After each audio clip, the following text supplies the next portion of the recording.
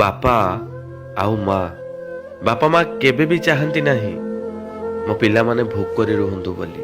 ପିଲାମାନେ ବଡ଼ ହେଇଗଲା ପରେ ନିଜ ବାପା ମାକୁ ନୀତି ନିୟମ ବିଷୟରେ ପାଠ ପଢ଼େଇଥାନ୍ତି।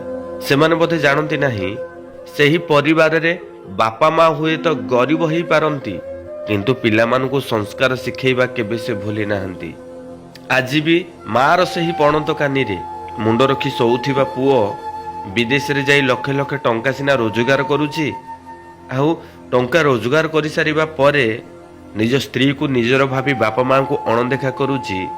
କିନ୍ତୁ ସେହି ପୁଅ ଆଜି ବାପା ମାଙ୍କୁ ନୀତି ନିୟମର ପାଠ ପଢ଼ଉଛି। ମୋ ପାଇଁ ତୁ କ'ଣ କରିଥିଲୁ, କ'ଣ ରଖିଥିଲୁ, ଏ ବିଷୟରେ ପ୍ରଶ୍ନ ରଖୁଛି। ଯଦି ସେହି ପୁଅ ଦିନେ ବି ଭାବନ୍ତା 1 ବର୍ଷରୁ 22-23 ବର୍ଷ ପର୍ଯ୍ୟନ୍ତ, 26-27 ବର୍ଷ ପର୍ଯ୍ୟନ୍ତ ବାପା ପ୍ରତ୍ୟେକଟି ଅଭାବ ତାର ପୂରଣ କରୁଥିଲେ, ସମୟ ଅନୁସାରେ ତାକୁ ଖାଇବାକୁ ଦଉଥିଲେ, ଆଉ ନିଜର ଝାଳକୁ ତୁଣ୍ଡରେ ମାରି ଯେଉଁ ବାପା ବିଦେଶରେ ବର୍ଷ ବର୍ଷ ଧରି ଖଟି ପିଲାମାନଙ୍କୁ ଖୁସି ରଖୁଥିଲେ, ପିଲାମାନଙ୍କର ପଢ଼େଇବାଠୁ ଲଗେଇବାଠୁ ଖାଇବା ପିନ୍ଧିବା ଏ ସବୁଥିରେ କେବେ ବି ଉଣା ରଖିନଥିଲେ, ଆଜି ସେହି ବାପା ନିଜ ପୁଅ ପାଖରେ ମୁଣ୍ଡ ନୁଆଇବାକୁ ବାଧ୍ୟ ହେଉଛି।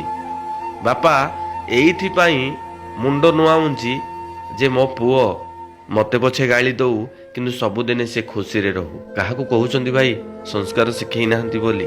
ବାପା ମା ସଂସ୍କାର ଶିଖନ୍ତି, କିନ୍ତୁ ପିଲାମାନେ ଅନ୍ୟମାନଙ୍କ ବୋଲରେ ପଡ଼ି ନିଜ ବାପା ମାଙ୍କୁ ଭୁଲି ଯାଆନ୍ତି, ଆଉ ନିଜ ବାପା ମା ଦେଇଥିବା ସଂସ୍କାରକୁ ମଧ୍ୟ ଅଣଦେଖା କରନ୍ତି।